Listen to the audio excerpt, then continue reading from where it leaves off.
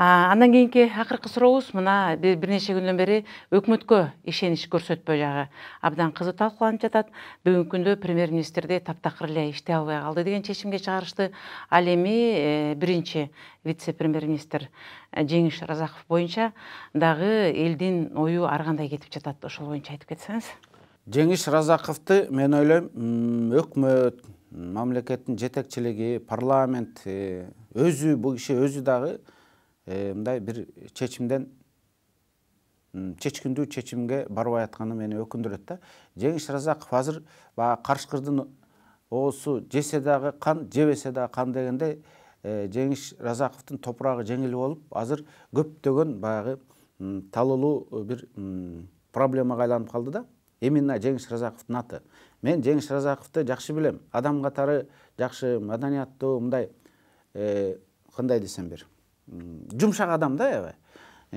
Анткени биз парламенттен жүрүп баягы баарын сасайын берип көрдүк да. Бул абдан чыдамдуу, мындай адам орой айтпайт. Анан нерви дагы калың, иммунитети жогору дегендей мындай кандай десем, көтөрүмдүү да, ошол жагы мага адам катары жагат. Бирок тилекке каршы Разаков ошол жердеги отурганы азыр туура эмес. Бийлик эгерде жакшы мыкты кызматкер болсо, жакшы чиновник болсо, башка жака ротировать этип, ротация кылып ал жерден алып кетиш керек. Анткени чек ара маселеси бул өтө талуулуу, мамлекеттин бүтүндүгүнө, элдин биримдигине камсыз кыла турган ошол нерселерди, улуу баалуулуктарды камсыз кыла турган ошол проблеманын бири чек ара. Өтө опурталдуу нерсе ал жер. Ошондуктан ал жерге мындай өтө көп негатив болуп калган адамдын турушу туура эмес. Анан чалгын тиги башка мамлекетке иштейт. Бул өтө чоң айыптоо да. Антип атат, чек ара маселесин чечпейт деп атат, контрабандага ушул кишинин тиешеси бар деп атат. Баткендиктер биз бул кишини тааныйбыз деп бир жакшы сөздөр айтылбай атат да. Ошондон кийин бул киши же өзү кечиш керек эле, же болбосо ошол премьер-министр чечкиндүү адамга барып, ошол чуулгандуу жерден сенин турганың туура эмес деп алып кетип, ошол керек эле. Мен ойлойм, Разаковдун ордуна башка бирөө келсе деле, мына адилеттик үчүн айтып коюш керек. Разаковдун ордуна башка бирөө келсе деле, эртең чечилип калбайт. Мына Токон Мамытов барсын, башка генералдар барсын. Бирөө кепилдик бере алабы, эртең барса эле ошол жерде маселе чечилип калат. Ал маселе чечилиш үчүн чоң бир глобалдуу эки президент отуруп алып чече турган маселе. Бирок экөө да отуруп чечкенде мындай чечсе чечип коет эле да. Ал да чечилбей турган маселе, анткени алар өзлөрүнүн жана Варухка кире турган жолуна деген бир чоң планды коюп алган.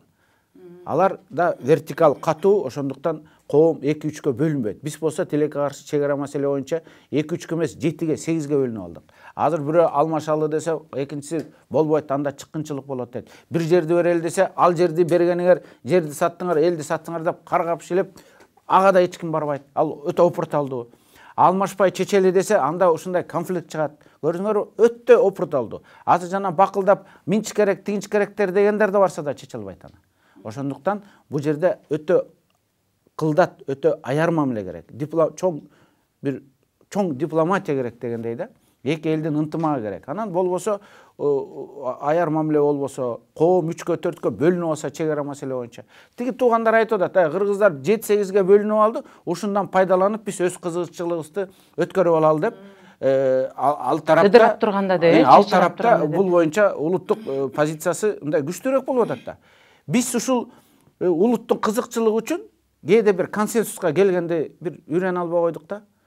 Сөзсүз түрдө уш жерден кармап, талуулуу жери бул, уш жерден эле мындай бутка чаап, концентратып салыш керек деп. Бул бир сүйүмүнүтүнө кызыкчылык, кичинекей адамдар кээде бир кол чабат, пиар болот, хайп деп коет го. Хайп болор балким. Бирок жалпы ушул маселени чечүүгө, жалпы улуттун кызыкчылыгына каршы келип атат да.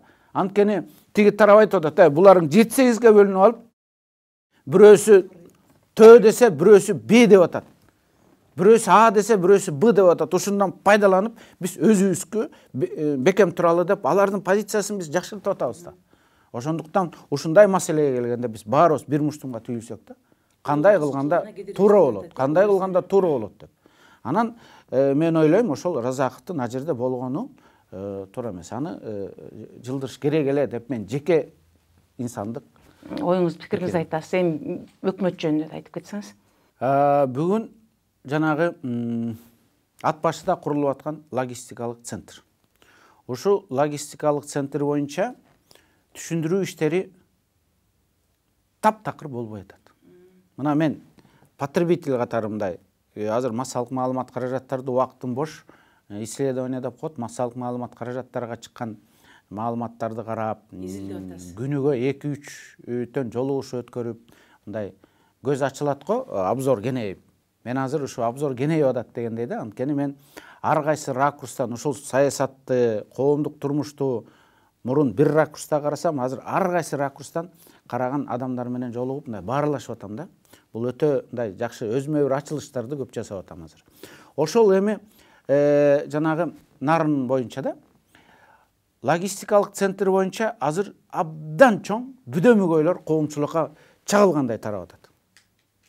Бир ар кандай кызыкчылыктар менен балким иштеп атышат, бирок чагылгандай тарап атат.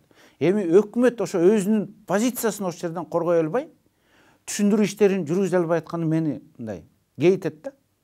Эгерде бул мамлекет үчүн керек болсо, инвестиция үчүн керек болсо, экономика үчүн керек болсо, барып ошол жерде бирөө экөө сындап коет дебей, жумуртка менен чапса дагы барып чындыкты айтып түшүндүрсө эл түшүнөт. Элден айланса болот, эл баарын түшүнөт. Бул эми кимдин катасы деп ойлойсуз? Түшүндүрүү иштери болбосо, эл, конечно, жанагындай бир ажиотажды эчип кетет да. Элди түшүндүрүп аткан ким? Жалпы масса бул ажиотаж бир коом чоң бир болсо, ошону эчип кетет. Ага альтернативди ойду айтып, андай эмес, мындай деп түшүндүрүш керек эле да. Мына мамлекеттик машинанын ресурсу бар, жергиликтүү бийлик бар, массалык маалымат каражаттары бар. Мен ойлойм, премьер-министр муну өзү жеке лично өзү түшүндүрүш керек эле.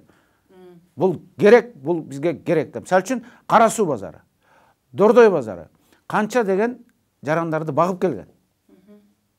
Ошонун баардыгы товарлар каяктан келген? Кытайдан келип ошол рынок өнүгүп аткан.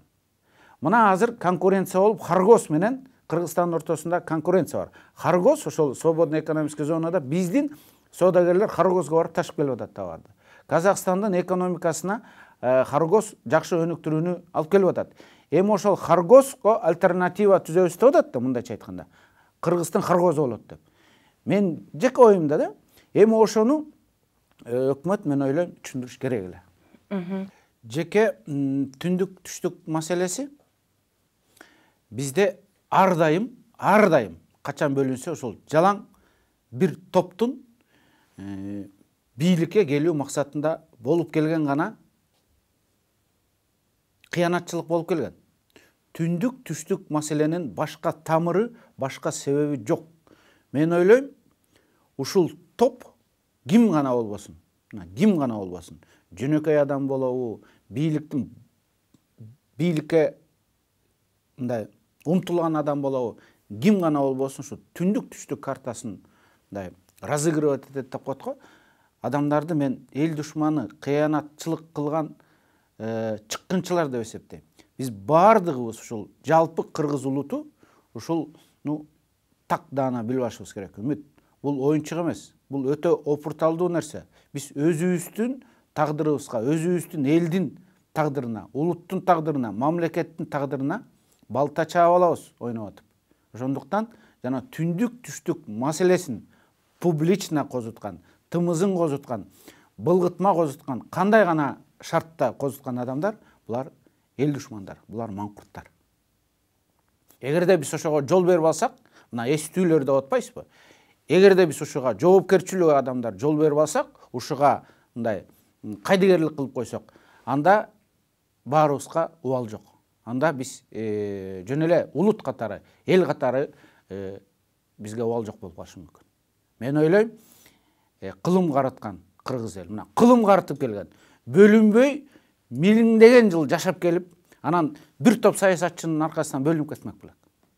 Биз бөлүнсөк бөлүнөт элек го, 1000 жыл мурун, 2 жыл мурун. Анан ушунча бөлүнбөй бир муштумга төйлүп, бир атанын баласы болуп келип анан эми бөлүнөбүзбү? Бир 20-30 кишинин кызыкчылыгы үчүн. Мен ойлойм, эл жол бербейт.